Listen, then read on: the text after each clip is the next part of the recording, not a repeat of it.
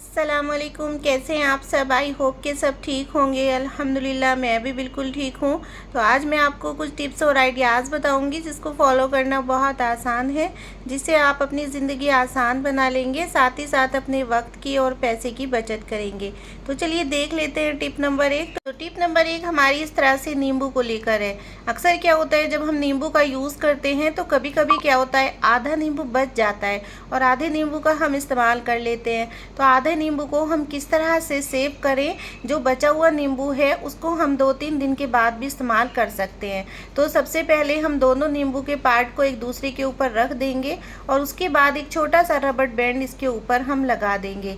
इससे दोनों नींबू आपस में एक दूसरे से जुड़ जाएंगे।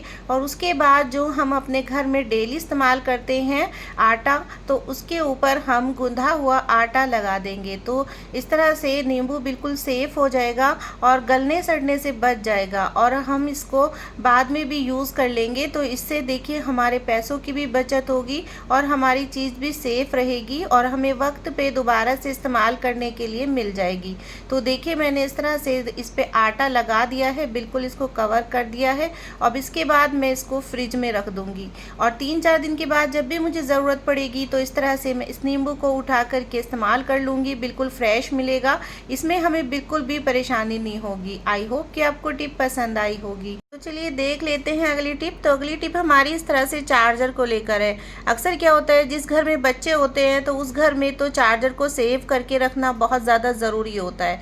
तो मैं बताऊंगी किस तरह से आप चार्जर को सेव करें। तो चार्जर की जो आपकी ये वायर होती है, तो इसको ऊपर की साइड को हम थोड़ा मोड़ करके पकड़ लेंगे और नीचे वाली साइड से जो बाकी की इसकी वायर है उसको हम इस तरह से अच्छी तरह से लपेट देंगे। इससे क्या होगा कि वायर बिल्कुल भी हमारी ख़राब नहीं होगी और इसकी टूटने का गिरने का ख़तरा नहीं होगा और बच्चों से भी ये सेफ़ हो जाएगी। तो देखिए मैंने इसको लपेट करके और नीचे की साइड से इसको निकाल दिया है। तो बिल्कुल आप इसी तरह से इसको करिए और हल्के हाथ से आपको इसको करना है, जिससे आपकी वायर बिल्कुल भी ख़राब ना हो। और ये वाला पार्ट को आप नीचे की साइड को निकाल दीजिए, इससे ये हैंग करने का काम करेगा। तो बिल्कुल आप इसी तरह से इसको लपेट दीजिए और आपका ये वायर बिल्कुल सेफ़ हो जाएगा। इससे आपके चार्जर में बिल्कुल भी परेशानी नहीं होगी और आपका चार्जर सेफ़ रहेगा। तो आप इसको हैंग कर सकते हैं। आपके घर में कहीं पर भी कोई भी ऐसी जगह हो जहाँ पे बच्चों का हाथ ना जाए, तो ऐसी जगह पे आप इसको हैंग कर दें। तो देखिए देखने में भी खूबसूरत लगेगा और वक्त पे आपको आपकी चीज़ सही से मिल जाएगी। आई होप कि आपको टिप पसंद आई होगी।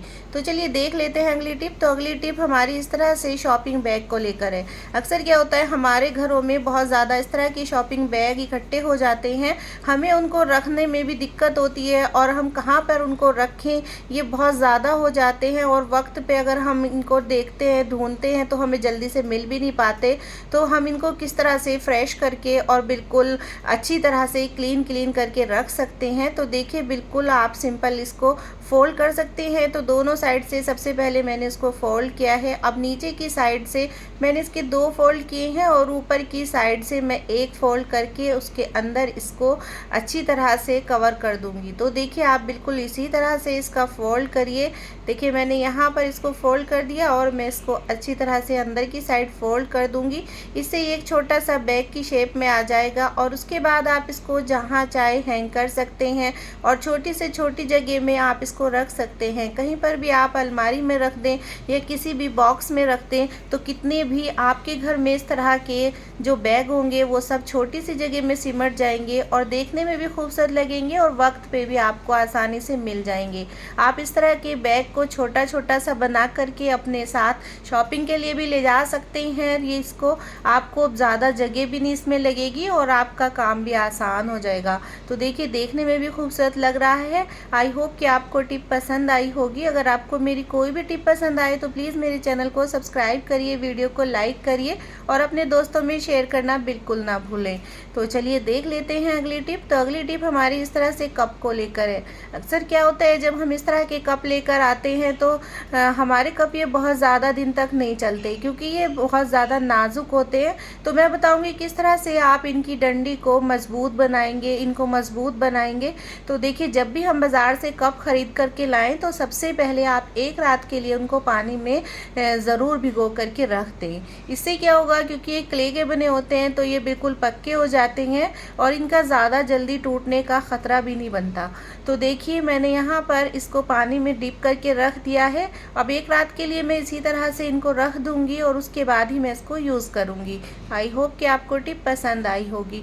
तो चलिए देख लेते हैं अगली टिप। तो अगली टिप हमारी इस तरह से अचार के बॉक्स को लेकर है। अक्सर क्या होता है, अचार ख़त्म हो जाता है और अचार का बॉक्स हमारा किस तरह से हम इसे इस्तेमाल करें कि हम इसमें कोई भी चीज़ रखें उसमें अचार की बिल्कुल भी स्मेल ना आए। तो देखिए यहाँ पर सिंपली हमें न्यूज़पेपर को लेना है और अचार के बॉक्स में हम न्यूज़पेपर को मोड़ करके रख देंगे। इससे क्या होगा, जितनी भी अचार की स्मेल होगी इस बॉक्स में बिल्कुल भी नहीं आएगी और उसके बाद हम जिस मर्जी चीज़ को इसमें रख सकते हैं, हमें बिल्कुल भी उसमें अचार की स्मेल नहीं आएगी। तो इस तरह से आप अचार के बॉक्स का भी इस्तेमाल कर लेंगे और इसमें आपको बिल्कुल भी परेशानी नहीं होगी। तो छोटी सी टिप है, इस तरह से आप इसको ज़रूर फॉलो कीजिए और वीडियो को लाइक कीजिए। तो चलिए चलती हूँ अगली टिप की तरफ। अगली टिप हमारी उन बच्चों के लिए है जो बच्चे जीन्स का यूज़ करते हैं लेकिन उनको ये पता नहीं होता कि जीन्स की पैंट की ये जो चेन होती है बैठने से खुल जाती है। तो सिंपल हम यहाँ पर एक छोटी जो रबड़ बैंड होती है तो बस वही लेंगे और इस चेन के ऊपर वाले पार्ट से हम इसको अच्छी तरह से निकाल देंगे। तो देखिए मैं यहाँ पर इस चेन के पार्ट के जो ऊपर वाला पार्ट होता है उसमें हम इसे अच्छी तरह से निकाल देंगे। जिस तरह मैं कर रही हूँ आप बिल्कुल उसी तरह से करिए।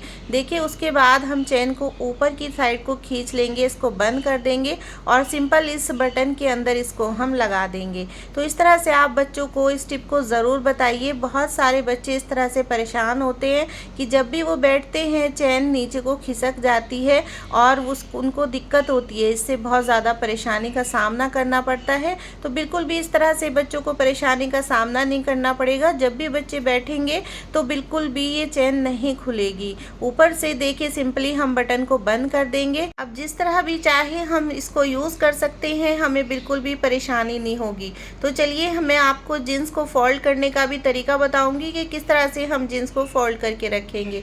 तो देखिए पहले जीन्स के एक पार्ट को आधा मोड़ लेना है और उसके बाद हम जीन्स के जो दूसरा पार्ट है ऊपर वाला पार्ट है उसको हम नीचे की साइड को मोड़ देंगे और इस नीचे वाले पार्ट को जो हमने मोड़ा है तो ऊपर वाले पार्ट में हम इसको अंदर की साइड कर देंगे। तो देखिए मैं दूसरे पार्ट को भी आपको इसी तरह से करके दिखाऊंगी। तो पहले एक साइड से हमें आधा मोड़ना है और दूसरी साइड से हम ऊपर वाले पार्ट में इसको फोल्ड कर देंगे। इससे ये बहुत कम स्पेस में आपकी जीन्स आ जाएगी और इससे जीन्स पे जो प्रेस होती है तो वो भी ख़राब नहीं होती। तो ये आपके लिए बहुत अच्छी यूनिक टिप है। आप इस तरह से इस टिप को ज़रूर फॉलो कीजिए। और इस पैंट को अब देखिए मैं एक छोटी सी जगह में भी रख दूँगी तो भी हमारी जीन्स ख़राब नहीं होगी। तो चलिए देख लेते हैं अगली टिप। तो अगली टिप हमारी इस तरह से फल और सब्ज़ी की बोरी को लेकर है।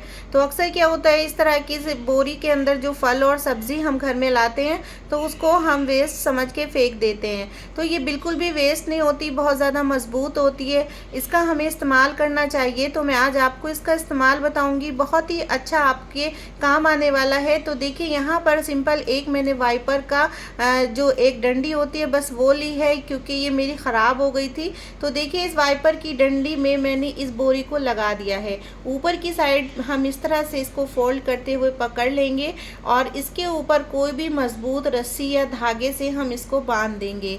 तो अच्छी तरह से आपको मजबूत इसको बांधना है और उसके बाद ही आप इसको इस्तेमाल करें, क्योंकि इस बोरी की जो रगड़ होती है ना तो बहुत ज़्यादा तेज़ होती है। ये बहुत मजबूत बोरी होती है, इसका इस्तेमाल आप ज़रूर किया करिए।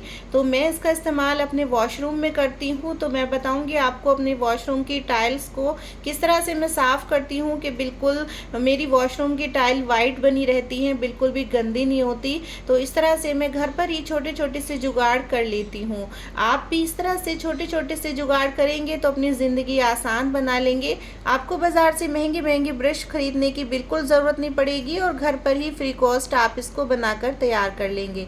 तो देखिए यहाँ पर मैंने कितना अच्छा सा ब्रश बनाकर तैयार कर दिया है।